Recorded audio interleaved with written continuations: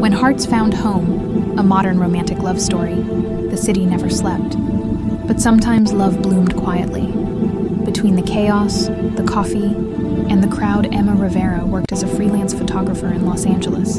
Her life was a collection of snapshots. Weddings she didn't believe in, sunsets she barely noticed, and people she never really got to know. Every day blurred into the next, until one evening, when she met Liam Carter.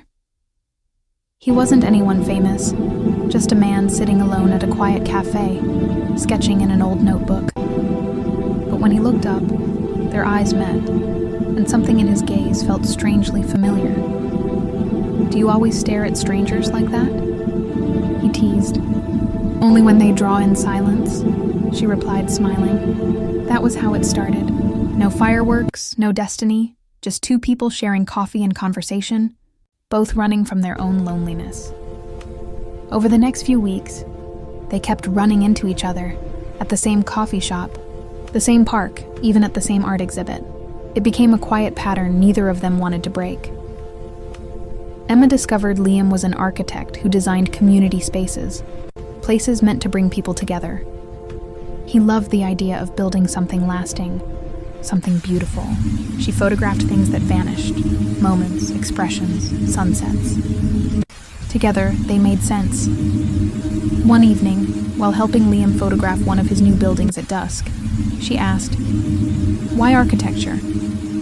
He paused, looking at her through the camera lens. "Because I want to give people places where they feel they belong." "What about you?" "Why photography?" She smiled softly. "Because I want to remind them that belonging isn't always a place. Sometimes it's a person." He didn't answer, but the look in his eyes told her everything. Their connection deepened in the quietest ways. Cooking pasta in her apartment, watching old movies, walking through the city without saying much at all. It wasn't perfect. They argued about timing, about work, about fear, but every time they drifted apart, something always brought them back. One rainy night, Emma's car broke down miles from home. She called Liam, not because she had to, but because he was the first person she thought of.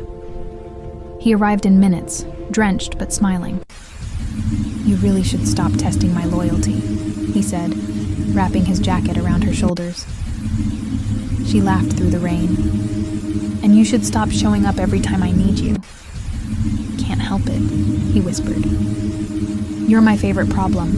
And right there, under the storm, he kissed her, slow, real, the kind of kiss that doesn't promise forever but means everything right now.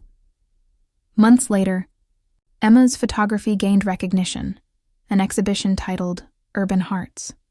Her final piece showed two people beneath a streetlight, sharing a quiet moment in the rain. Liam stood beside her at the gallery, fingers brushing hers. "You think love lasts?" he asked softly. She smiled. "I think love finds its own way, even in a city this big." He leaned in closer. "Then I guess we're proof." And for once, the noise of the city faded, leaving only two hearts, finally at home.